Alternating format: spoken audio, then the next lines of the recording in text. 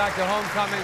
We're with five-time NBA champion Magic Johnson. So, September 1991, you're finally married, Cookie. You're only 32 years old. You've already won the 5 rings. Life is just laying out in front of you. What are your plans as you look at September 1991? Well, to get ready for the upcoming season, and we had just got married, and Cookie is pregnant, so we're looking forward to becoming parents together, and so life is great. Right, you go to a preseason game in Utah, you're about to play the game, and you get a call from the team doctor, Irvin, we need you to fly back to LA. We want to talk to you about a blood test you took. The doctor sits you down in his office, and what does he say? He says, Irvin, we took a blood test, and unfortunately, you have HIV. And, you know, you're sitting there, you're stunned. And the most difficult thing, you know, now I got to go home and tell my wife, you know. And so I sat her down and I told her that the doctor just told me I have HIV. And she began to cry, and because we both didn't know what that meant for her and the baby. So I said to her, I would understand if you want to leave me, you know. And just when I said leave me, she hit me so hard. Hit you? Yeah, hit me upside the head like Mike Tyson, you know. And she said, you know, we're gonna beat this together, let's start praying. So we went down on our knees and started praying. And a great thing happened 5 or 6 days later. We found out she was okay, the baby was okay.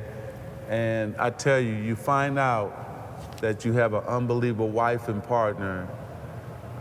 She has supported me. Now, it's been 19 years since I announced HIV, and this woman has been right by my side and my best supporter, and my family the same way, so I've been blessed. You're just a newlywed. You just found out you were pregnant. He comes home and tells you this. How did this all hit you? Frankly, I was scared to death because at that time, like you said, when somebody mentioned HIV or AIDS, you know, you just immediately thought it was a death sentence. Every fan remembers that press conference. Let's have a look at it. Because of the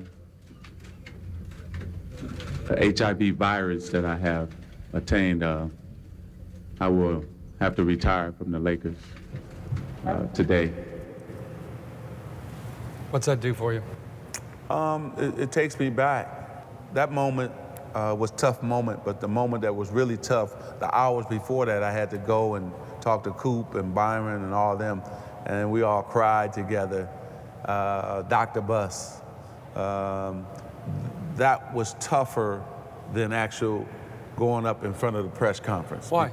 Well, because these are guys I went to war with. I went to battle with them. When you're a warrior, you love to be with your fellow warriors, you see? And I was basically saying goodbye to them. I'm in the prime of my career. I'm 32 years old. I still have a lot of basketball left to play. And the toughest thing for me, Rick, was to retire. But then the story turned, and people voted you into the All-Star game. And David Stern said, okay, let him play. So we all go to Orlando for this incredible All-Star game, and you're back in uniform. So a person we were afraid we'd never see again went out and did this. One of the greatest players of all time, making this 12th All-Star game appearance,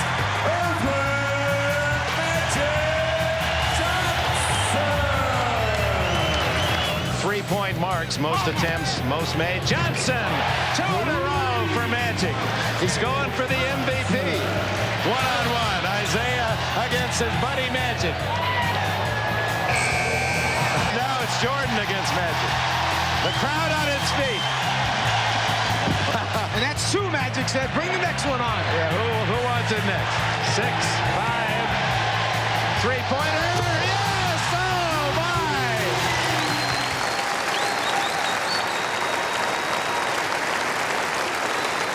Has anyone ever come up to you and said what they were doing or how they felt watching you that day? Oh, yeah.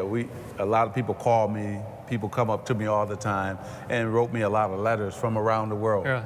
And what it's all about is just giving somebody some hope and try to inspire them to live on.